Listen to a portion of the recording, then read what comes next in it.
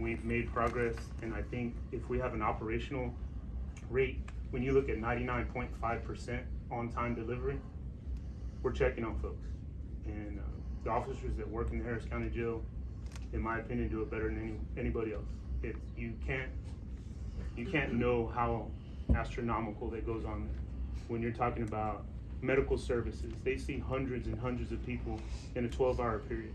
So I venture to say hospitals don't, ERs, biggest in the country, don't see what our hospital system sees in the county jail. Our mental health is the best around. The jailers come to work every day and they do a job across the state, not just in Harris County, that others don't want to do, and we lead the way. Very proud of all the work that those folks do, and I hope those metrics show that we've made continuous improvement, and we look to get those last three deficiencies cleared up. Thank you, Chief. Any questions or comments from any of the board members or commission members? Director Woods? Thank you, Mr. Chairman. If I may ask a few questions of Chief Boskin. I wanted to go back, you said that you had 404 technical violations? Parole? Yes, parole. And how long did they wait before they're cleared again? Their average length of stay on that group alone is about 121 days. And do they do any remote hearings to clear those, or are they all done in person? Do you have a general idea of how that process is working? We run in person every day. We facilitate that at the old IPC that you would be familiar with every day through parole. And we do have the option for Zoom hearings via iPads. And you said that you also had approximately right at 460 paper-ready inmates as well. Is that Yeah, correct? when I pulled the numbers about 3 days ago. So we stay between 450 to 500. Our average pickup rate is 14 days to 18 days, which again, we realize is a great number. It's just hard to hold on to 500 people. I guess one of the other numbers that really jumps out, because we do recognize the fact that the Harris County Jail is contending with large numbers of inmates that impact the operation of your system. And you mentioned the number of individuals that you had on the wait list. These are individuals that are not going through your own jail-based competency restoration, but are waiting for a state hospital bed. Correct. And you mentioned that there were 282 on the wait list. Yes, sir. And the longest that you've had an individual on the wait list is over 1,600 days. Yes, sir. Is there a reason why that individual has had to wait that length of time? I'd have to look into it and get more details on that. Well, I mean, we have several hundred that are 800 days, 900 days. So that's why, again, with the court and the sheriff's office, we made that investment to add 30 additional beds to the interior JBCR program. One of the other questions I was hoping to be able to discuss is your average length of stay. And I believe that you reported close to 180 days at the November meeting. It's 197. We pulled the numbers. Is 197 at the November meeting? Or It's 197 for this meeting. For this I don't meeting. remember what we reported. I guess I know that we've had holidays during that time period, but the county and the system as a whole is contending with something that would be akin to an emergency type situation. And I guess it's a little bit concerning that the average length of stay has actually risen since the last meeting. Has there been additional discussions with the court administrators to focus on your jail population? Or is that a question better posed to someone else? I know that there's this monthly meeting with the CJC committee where they bring all those folks in and they talk about it. It stays on. I know the court is supporting bringing on some more specialty courts, which they added courts in October, again, to address the backlog. So I believe the county's being proactive. Is there anybody from that organization that is here that might be able to speak to some of those questions? And this is Director Ramos. Director and Commissioners, I'm Daniel Ramos, I'm the county's budget director.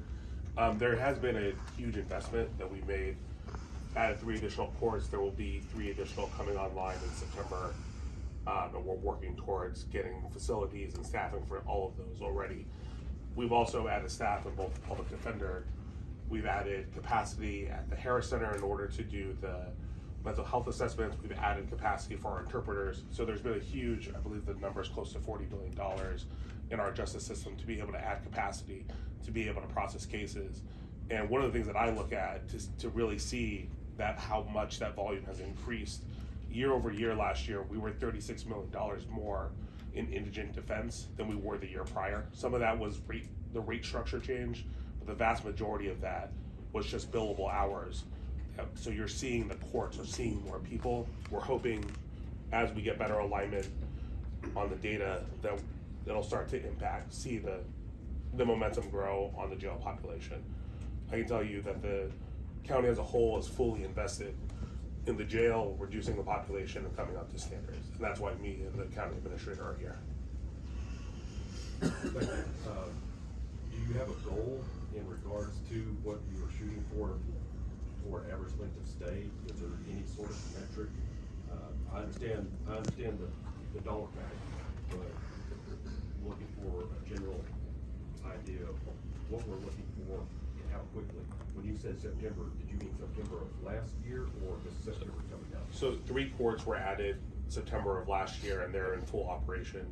We've also added an additional magistrate, 3 magistrate positions at our processing center in order to speed that process up. There will be 3 additional courts for a total of 6 starting in September. And we're in the process right now of building out those facilities as well as identifying staff. I would defer to others on what the exact goal would be for length of stay. I can tell you, we have added about as much capacity as anyone in the country at this point. Of course, we'd like to get our average length of stay down to where it is in most parts of the state, which is 56 days. But I think we're a long way from that. So I think we'd have to take that in bite-sized chunks and try to look at reducing it, in 30-day increments. Again, with all the resources that the county's put in the court level, and then just track that and continue to push that during our monthly and meetings with the CJC and all the other stakeholders that have a lot of impact on the system. You mentioned the staffing that you've recently brought online and the numbers that will be shortly placed on the floor as well. Yes, sir. Those are new individuals. And I think that we all understand that staffing is a 2-pronged animal that we deal with. And you have the recruiting, bringing online, but there's also the retention aspect. So if you bring on 50, how many are you losing out of that? So what is your net gain? I'd say our average still stays about steady, about 25 through to retirements, separations, going on to different fields in law enforcement. I'd say on a monthly average. So the biggest thing that, again, was support from the court and the sheriff's office lead, including Chief Deputy Lee, we were able to get a 12% pay increase that started in this new fiscal year. And we're getting positive feedback on that. And, I'm sorry. And the retention bonus that we brought on as well. And then we're looking for other benefits, certificate pay, and those things that we're working on. But the 12% pay raise was it's the largest in agency history. And so we're looking at that, and we think that that's helping with recruitment as well. I'm sure that y'all have done some studies in regards to that compensation package and where that places you compared to other urban metro counties. Does that place you within? With that 12%, I believe there's only 3 others. Sorry, go ahead. Yeah, there's only 3 others in the state that pay higher than us with that 12% base, and that was based on, yes, we had an outside consultant come in and do all the salary surveys, and so that's what that big step was. We're also attacking this holistically. We're looking at the pay scale, not just the amounts and where they are. We're also looking at the pay scale to make sure we're targeting the funding at where we're losing people, which is really that 1 to year 4. If we can get folks to year 4, they almost always stay with us because of the way our pension system is set up. We've also created and have recently promoted the first two DO captains. We wanted to make sure that there was a career path that we could sell to folks. There's also now coming on board a full-time recruiter, as well as we're funding a recruitment campaign. So again, all hands on deck in terms of this issue. You know, I've said this at Commissioner's Court, outsourcing is the single most expensive thing that we do as a county. Everything we can do to bring these folks home and have a safe jail is worth the money.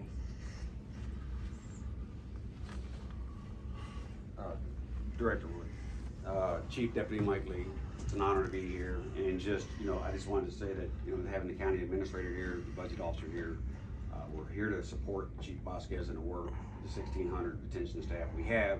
They're working hard. I will say thank you for the job that y'all do for holding our jails accountable. It's much needed. I also want to say, a huge thanks to the speakers that came up before us. I mean, because the speakers that came up here before us, they truly do remind us that everybody that walks through our jail door, they're human beings. No matter what they did that caused them to land in our jail, and I'm sure each and every one of you have heard Sheriff Gonzalez speak this very same language. And we truly believe that, and we're truly committed to that.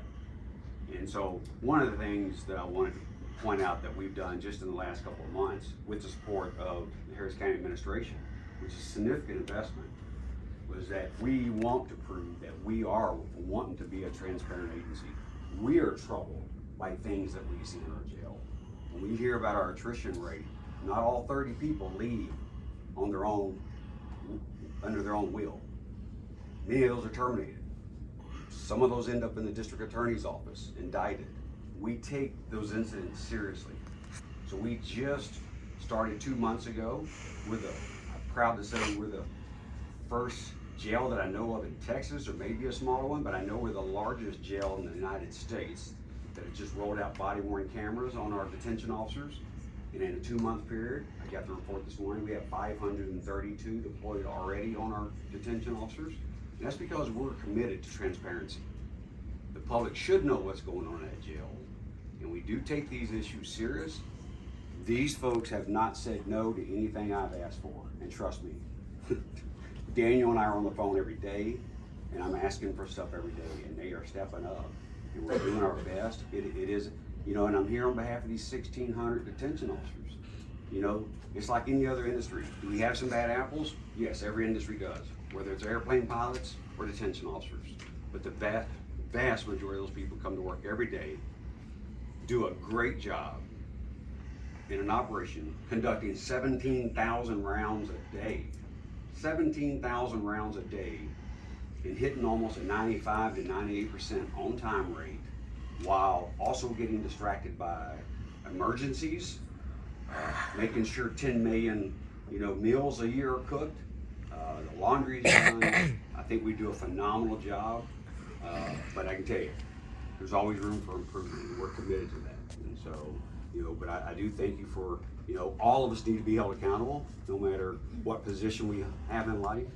But once again, I truly, truly want to give thanks to the advocates that do come up here and tell us the stories, because they're real and they're real people, and we can never forget that. Good morning, I'm Diana Ramirez, I'm the Harris County Administrator. I'm here today on behalf of the Harris County Commissioners Court. They are very committed to making sure that we not only comply with jail standards, but that we serve the folks in our custody as best as we can. So many of them have mental health issues. We have to get better at that. Even though it's not our primary responsibility, we still have to do that for our residents. The other thing I want to say is that we are taking a whole of county approach. The Commissioners Court has tasked my office with briefing them monthly in open court on where we are on the jail. We work very closely with the Sheriff's Office and with every other criminal justice stakeholder, all independently elected officials or independently appointed officials. So we have to work very carefully with everybody and make sure that we're accounting for all the different workflows and needs. But we are definitely committed, not just with money, but also policy-wise, to make the changes that are necessary. Thank you. Director Wood, you have a recommendation? Yes, sir. Based upon the fact that Harris County remains in dog compliance, we would request that the remedial order, previously issued remain in place, and the approach of reducing their approved capacity by the disuse of variance beds previously issued at a rate of 144 per month be continued. We believe that Harris County is beginning to make strides to fix the previous areas of non-compliance. The fact that they have been able to address the 48-hour issue in intake processing and the sheer number of individuals that they contend with is proof that they have deployed resources necessary to address this. And testimony provided this morning indicates that they are committed to continuing down that path until they have resolved all the issues, but they are not quite there yet. Previously, there was a reduction of 144 beds on December 1st of 2023. That was followed by a reduction of 144 on January 1st, and there will be a reduction of 144 additional variance beds as of today, for a total of 432 beds. I do know that they testified to the fact that they retained 1,100 offline administratively, and we were committed to working with the county to be able to provide them as much flexibility as possible. And I would request that while we retain that ability, we demonstrate that we are intent on ensuring that they attain compliance in the very near future. So there would be no action necessary, just a continuation of the existing remedial order at this point in time. Any action necessary? No action necessary. Commissioner Locke, you had a question? Yes, good morning to all of you. Thank you for coming here today. We appreciate that. I know the commission appreciates that. I especially appreciate your comments regarding all of the responsibilities we all have and holding you accountable. I know that all of our jobs are important, and I think before I ask a couple questions, I just want to make a comment about the investment of $53 million that y'all are making. I look at that in two ways. I look at that as an investment, but I also look at that as an investment in compliance. And so we too have our job to do, and I understand that the compliance is important. So the question I have is, could you just give a quick overview of the three outsourced contracts you have and where they're located? So we have a contract with MTC in Garza County. That's 524 beds there. We have a contract with LaSalle Correctional. They're in 2 facilities. They have 650 available beds in Louisiana, 188 in Beaumont or Jefferson P. And then after the last meeting, we put a contract in place with Core Civic, and that facility is in Mississippi for a total of 360 available beds. Okay, that's quite a commitment. Now, I take pride in the fact that I think we do a pretty good job as holding good standards for the jails. Those facilities that are outsourced in Louisiana and Mississippi, are those outsourced facilities held to the same standards that we have here in Texas, even though they're not in Texas? Yeah, each state has its own regulatory agency, so only the Garza County facility that's in Texas would be governed by the jail commission standards. So They- whatever that state is whatever that state is. They have their own, and then we send on-site crews, usually made up from compliance members from our internal compliance team and higher level commanders, so they can do walkthroughs of the facility. We do those unannounced, copying the jail commission approach. So do you have any idea what the standards are in Mississippi as compared to Texas? As far as just ratios or round? No, not as well versed as I am with the jail commission regulations. They have some standards. I don't think anybody in the country is locked in as Texas. Yeah, Texas nobody's is- touching Texas. Yeah. Nobody's touching Texas, and that's, thank God for that. What we normally do is a facility outline, kind of like the SOPs, like how we submit operational plans. That's what we get from them.